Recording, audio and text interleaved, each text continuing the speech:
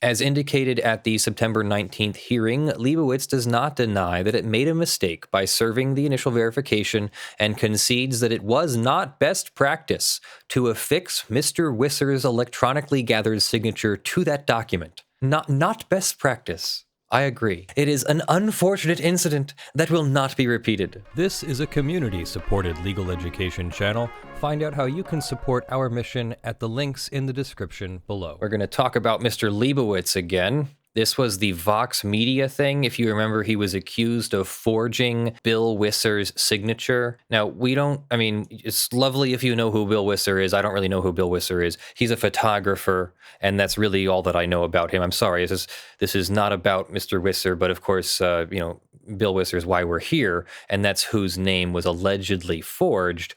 But you're going to hear an interesting argument in this memorandum of law for the opposition to Mr. Leibowitz's sanctions.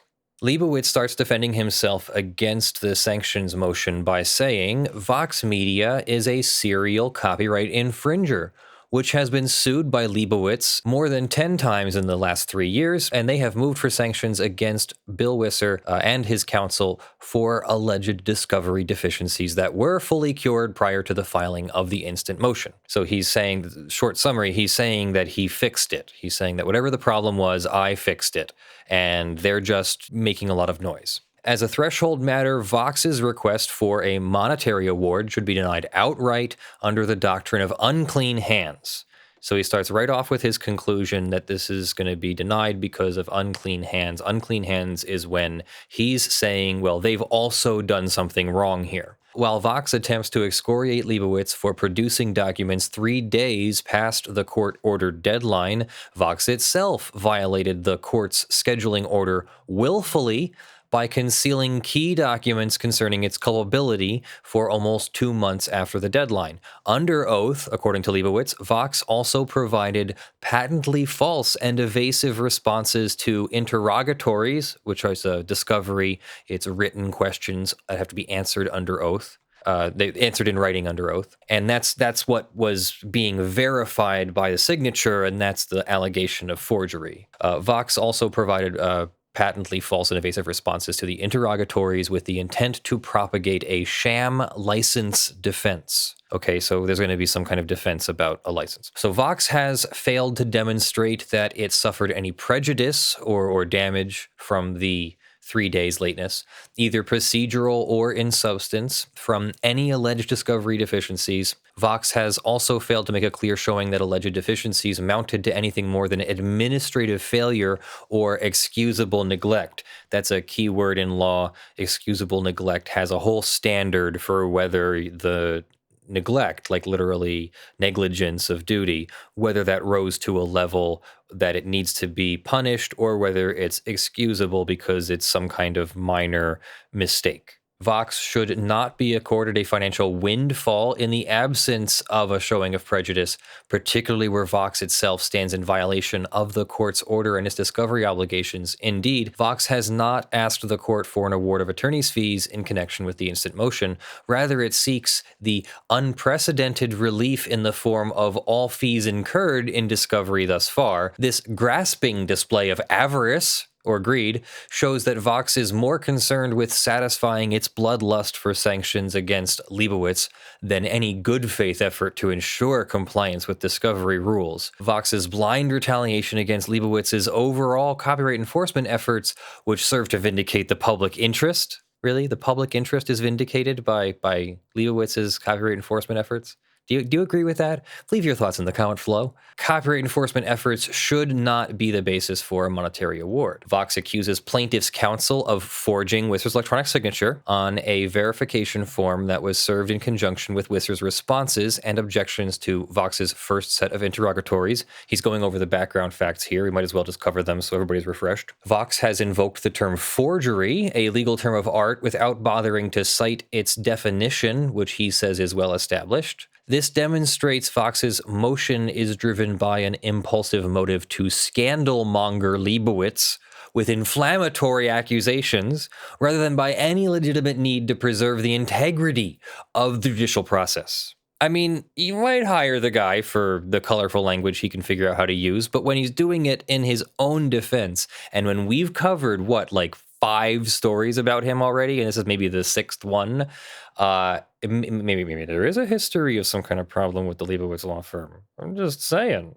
Vox also accuses LLF of a fraud upon the court. Even though the initial verification was never filed with the court, the verification goes between the parties. The discovery documents go between the parties, and then the discovery documents are brought into court later on. What is that? Motions in limine and other rules of evidence. As indicated at the September 19th hearing, Liebowitz does not deny that it made a mistake by serving the initial verification and concedes that it was not best practice to affix Mr. Wisser's electronically gathered signature to that document. Not best practice. I agree. It is an unfortunate incident that will not be repeated. However, Liebowitz respectfully submits that as a matter of law, this does not amount to forgery, fraud, or bad faith. Instead, the initial verification was prepared with the good faith belief that Wisser's lead counsel had the power of attorney to take such action in the best interests of his client.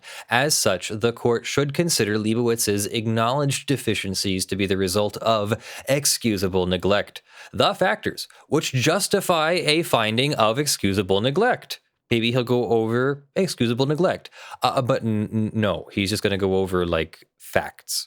As opposed to bad faith or fraudulent intent, include 1. Leibowitz's long-standing and successful attorney-client relationship with Mr. Wisser based on mutual trust. Fair enough. If his client is still okay with the job Liebowitz is doing, then fair enough. 2. Leibowitz's engagement letter, which grants Liebowitz the power of attorney to act in Mr. Wisser's best interests.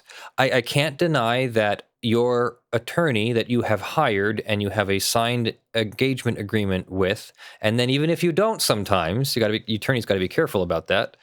Once you have that attorney-client relationship, the attorney has the power of attorney to act in representation of the client. So maybe there is an argument that Liebowitz does have the right to sign a verification on behalf of his client, except that when you think about the purpose of a verification, the purpose is to have the client verify that they saw what the attorney wrote. So it still is bypassing some ethical standard for making sure, or some, maybe not ethical standard, but maybe it's bypassing an evidentiary standard where the court and the rules require an individual defendant to verify that they know what their attorney is filing. That's the purpose that serves. So is it forgery? Maybe not, but it is not in the rules as far as I know that you can do that. Let's just put it this way. I wouldn't have a client, or I wouldn't sign a verification form on behalf of a client. I would bend over backwards to get the client to sign it on time. And if I couldn't get it signed on time, I would still send it and explain why there was a delay in getting it signed on time. So he could have maybe handled this a little bit better. He's right about that. 3, the contingency fee arrangement. That doesn't really matter to me. He's got a fiduciary duty whether or not there's a contingency fee agreement. 4, Leibowitz's pre-filing due diligence. So he's just saying that he did his job in doing the due diligence. Okay. 5, LLF's well-founded anticipation of discovery requests based on past practice and seasoned templates. Wow, that's a really interesting way of saying that we use like form documents that we've used before. I mean, it's fine. It's great. The law firm lives and breathes on its forms sometimes, depending upon how you practice. But some law firms really do live and breathe on their law library of forms and we should say like templates, like filing templates for motions and for continuances and for motions in limine or jury instructions and all that. If you've got all that stuff already, then you've got like 80% of it, really, as long as you're otherwise competent. And that's beneficial for the client as well, because then they're not paying you to draft something from scratch each time. So it's also responsible to your client. Yeah, if that's your arrangement with your client. So when for you future lawyers or for your law firm people out there, one of the things that you do is you build this library of forms and then charge flat fees so that you can get around, it's not going to take me an hour to fill out a 2-page form for you, but I'm doing what amounts to a lot of substantive work You're allowed to charge a flat fee for that. You're not allowed to charge an excessive fee. And so you have to look at the market around you and see what is the market charging, what are people actually paying, and if you set your rates at the high end of that, that's perfectly legal. 6, Mr. Wisser's ratification of the initial responses. So it sounds like Mr. Wisser did eventually sign the thing. His acknowledgement that Liebowitz has the authority to affix his electronic signature, at least impliedly. 7, New York's general obligations law, which permits attorneys to sign documents on behalf of their clients. That's probably the most substantive argument. He should have led with that, I think, that he's allowed to sign documents under the applicable state law. Liebowitz's unprecedented volume of cases on the docket, which has produced administrative burdens. Come on. Administrative burdens, my butt. We've talked about the rule of competency and how your number of cases you take on as a lawyer has to remain at such a level that you are still competent to do the job. And that's not just competent in like, well, I can still make some administrative mistakes because that's not competency. No. Administration is competency. If you are not competent to administrate a law firm, don't run a law firm. You can talk to me all you want about running a law firm. This is so much different than what I had anticipated being a lawyer would be like. It's actually a lot more fun, but it's also a lot more businessy in the running of a law firm sense. I don't know how I feel about his unprecedented volume of cases that produces an administrative burden. I'm thinking that invokes the duty of competency. The judge might agree, I don't know. As defense counsel admitted at the latest hearing, September 19th, but for the initial verification served with plaintiff's initial responses, Vox never would have sought judicial intervention into discovery violations. In other words, and this is true actually, parties are supposed to work out discovery situations or disagreements or what's the word he used? Violations? I guess violations is you're supposed, at least in the initial phase of a violation, you're supposed to figure it out. You're supposed to talk to the opposing side, which also means the opposing side is supposed to talk to you and work out your discovery dispute. And if you take your discovery dispute to a judge, everybody listen up. All future law students, or all future law students, all future lawyers and current lawyers, you don't want to take a discovery dispute to the judge. The judge will absolutely despise you, will probably despise both parties for at least a little while, and maybe hold a grudge against whichever party lost the discovery dispute, because the judge does not want to handle discovery disputes. It basically ends up being like a mother or father, a parent, trying to intervene when children are fighting over stupid things. That's what the judge feels like when they're administrating a discovery dispute. The attorneys are supposed to be mature enough, competent enough, and willing enough to resolve the dispute themselves. Figure out what the law is and sort of self-adjudicate between them what is relevant and what's not. And if they really can't figure it out, it had better be one damn fine point of law, whittled right down to the point that the judge can look at it and go, okay, I see why you guys are fighting over this, and not get all mad. So that's the standard for that. So basically, Vox would not have filed for judicial intervention for the discovery dispute. Only 4 pages of Vox's 16-page memorandum address the initial verification issue. The majority of Vox's sanction motion is dedicated to other discovery issues, which, by Vox's admission, do not warrant judicial intervention. So he's saying that as to the other claims, other than the initial verification, there is no unresolved discovery violation. They're working through whatever the issue was, and so this is just more like Vox crying foul early, or maybe like one of those soccer players, or should we say European football players, who like somebody flicks them on the ear and they fall over with a broken leg. Like they don't have a broken leg, but they fall over like the guy did. So it's pretty ridiculous, and frankly, one of the things that keeps me from enjoying football, European football, more. But it is what it is. I can't do anything about it. I mean, we put up with vuvuzelas for a season or two. As further demonstrated below, Vox's sanction motion should be denied in its entirety. Instead, the court should find that the initial verification was the result of the excusable neglect. See, this is what I mean. Some of this stuff is going to start to repeat. So that was his conclusion of his summary. And then he's going to make his own statement of facts. We're going to skim through this. This was about a photograph of a dish of roasted oysters on the miami.eater.com website, which I believe is owned by Vox. Yeah, Vox owns and operates the website. And Vox has previously been sued by Liebowitz some like 9 or 10 times or something.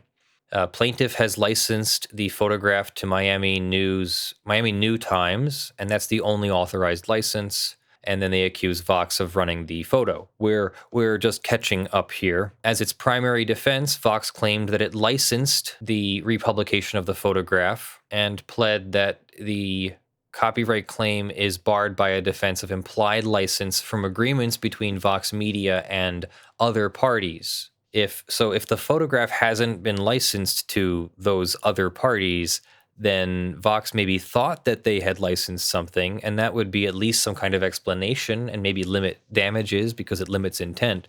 But copyright is a strict liability offense. If you've committed copyright infringement, you are liable for copyright infringement.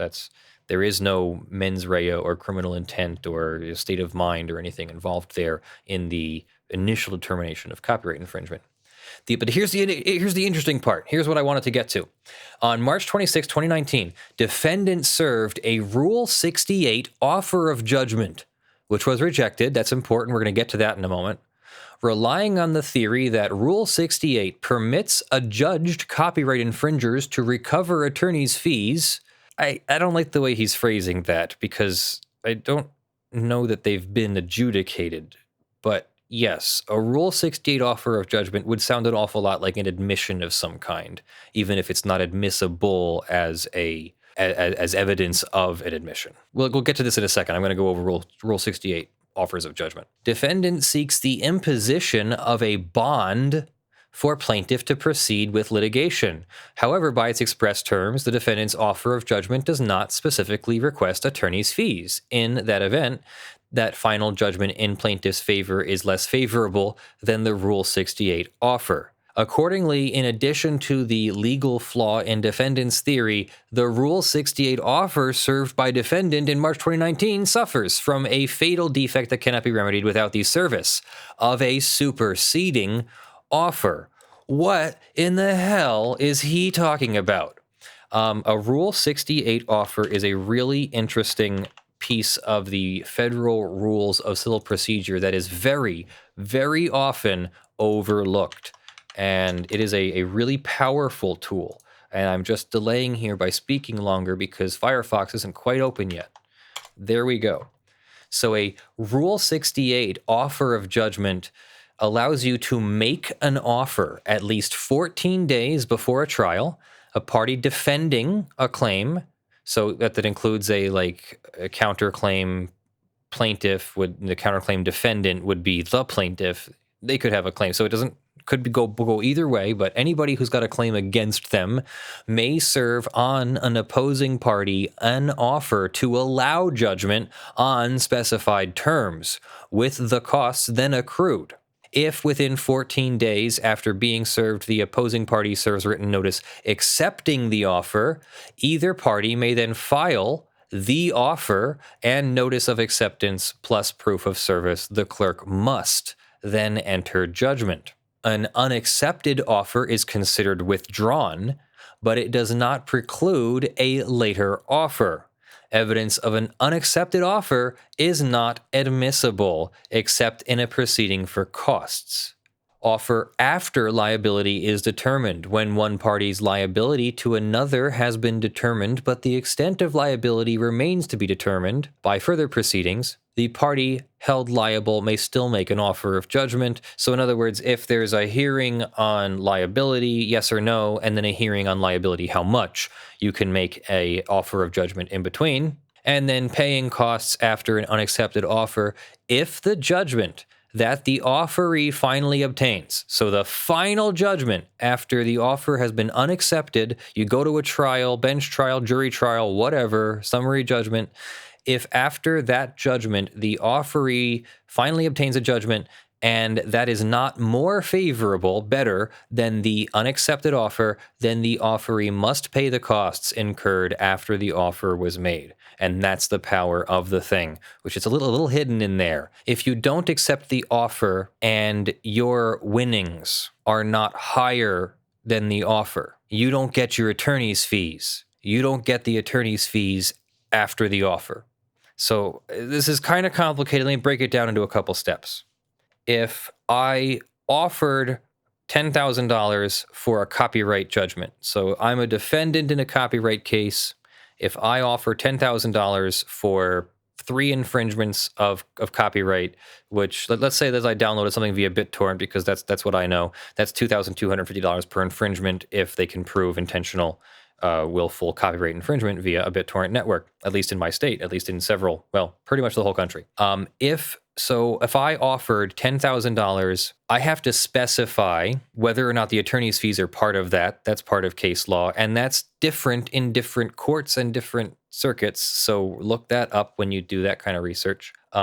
When you make this offer so I make this offer of $10,000 and they reject it. If they accept it, great, we're done. I pay the $10,000 and then I either have to pay the attorney's fees. Again, you have to say it. You kind of have to say in the offer of judgment, inclusive of attorney's fees or not inclusive of attorney's fees. So if I said it was inclusive of attorney's fees and that number, actually your number was over 10,000, you go to a judgment situation and you get a judgment from a court, from a bench trial or from a jury, and they say, no, Mr. French, it was $100,000. Well, that doesn't really change anything. I made a $10,000 offer, and then the offer wasn't taken, and they got a better judgment. Nothing. Basically, it's like nothing happened. I have to pay all the attorney's fees and everything. But let's say that I made a $10,000 offer, not inclusive of attorney's fees, and the actual judgment came back at 3 times $2,250, which is $6,750. So the $6,750 judgment is less than the $10,000 offer of judgment. I offered to allow the opposing party to accept my offer, and then the court would enter judgment against me and find that I owed $10,000 in damages, plus attorney's fees. But the actual judgment after the offer was rejected was $6,750. Then I have at least prevailed on the offer of judgment part, and you don't get your attorney's fees for everything that happened after the offer of judgment. For me, the way to explain it is the motivation behind it is that you make a good faith offer. You say, I think that this is an appropriate amount of damages. Let's avoid the trial. Let's avoid the expense and the time. And if the plaintiff does not accept it, then they have to, in order to get their attorney's fees after that point, they have to prove that it was worth it to continue on with the trial, right? So if at the end of the trial, the damages are less than what was previously offered, well, they've just gone through all of this expense and time and litigation that was unnecessary because they could have just taken the good offer in the first place. So there's actually 16 more pages of this. He says that the fine should not be more than $100 in one place. I think he says $600 total in another place and $750 total in another place. That he shouldn't have to put up a bond. That Vox has unclean hands, so the court's powers should not be invoked until everybody has a chance to cure. So that's his defense to the forgery allegation. I'm not too much interested in reading the entire document to you because it's really more of what we've already read. If you would really like the ins and outs and details of discovery, well, maybe we can do that. Let me know. And if there's enough of you who really want me to go through all of that. But otherwise, what I was trying to address was the initial forgery allegation he says is just his power of attorney to sign documents on his client's behalf. I don't agree, but I also don't think this is the worst Liebowitz violation I've seen. Initially, it sounded like, Vox made it sound like it was total forgery, but it was just the signature on a verification form, and the client really did consent to it in some way, and the client sort of ratified the consent later afterward when everybody realized, or when Vox made made their motion and everybody realized that there was going to be a problem. And maybe even before that, I think it was actually ratified before that. And then when they made their motion, that was the argument, was that they had been the verification form was eventually signed properly. Forgery is the fraudulent making or alteration of a writing to the prejudice of another's rights. And he says that this doesn't rise to the level of prejudicing Wisser's or anyone else's legal rights. Maybe the court could see an argument or hear an argument that there is some kind of prejudice of Vox's rights in discovery, but I'm not sure that the judge is really going to do anything more here than maybe fine Liebowitz the amount of money that Vox had to spend on the 3-day, violation or whatever. So I don't even know the judge would grant them the attorney's fees for the motion for sanctions, because it doesn't seem to be that terribly strong. And I'm all for holding Leibowitz's feet to the fire too. Is this really is this the example? Is this the hill we die on with Liebowitz? I don't think this is the one. So he says that the offense is only established where the false and fraudulent making or altering of the signature or another on a writing, or the known uttering, offering, issuing, or transfer of such a writing would, if genuine, apparently impose a legal liability on another or change his legal right or liability to his prejudice. I could see an argument that there was at least a 3-day violation of their rights, but he's also saying that they were in various violations of discovery as well, and so 2 wrongs make a right. And in some sense, I'm not.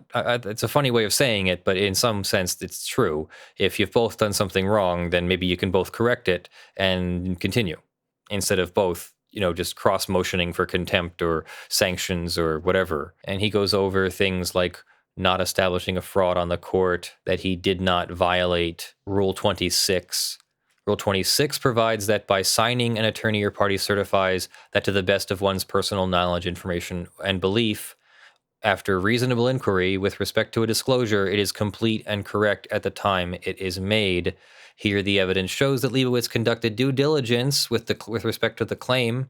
Nothing in Rule 26G requires attorneys to make reasonable inquiry only after written discovery responses are served. Liebowitz has a long-standing relationship with Wisser and litigates similar cases all the time. It anticipates discovery requests, which are strikingly similar in such cases as this, and performs a data download at the time it detects the infringement. The initial responses were correct and either complete or substantially complete. At the time they were made, when deficiencies were detected, only minor supplementation was required, which did not in any way prejudice Vox. So he's trying to say that even the 3 days doesn't mean anything. And I'm not even sure what exactly the 3 days was. I'm sure it's in the facts someplace here. But it looks like he, filed the thing and then they discovered the deficiencies or whatever, and he was able to fix it in 3 days. So what do you think? Do you think that Liebowitz should be let off the hook completely? Should it be lightly? Is this just ridiculous at this point? And these are just children fighting over things now instead of competent adult attorneys? Let me know what you think in the comments below.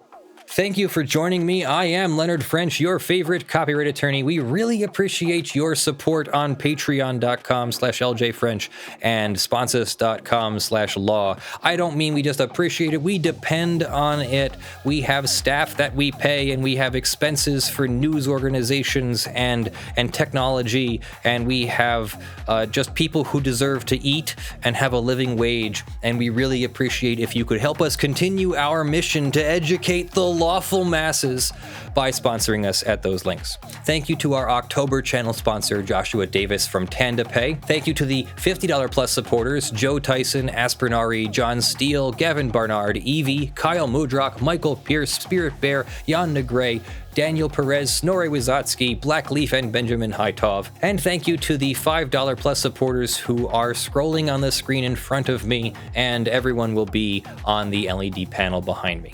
Thank you all for joining me. It was a lot to get through. I really appreciate it. We'll see you in the next one. I love you all. I'm Leonard French, your favorite copyright attorney. Thank you to Brandon and Tactical and Blackleaf and Kaylee who have joined us in the virtual studio today. Bye.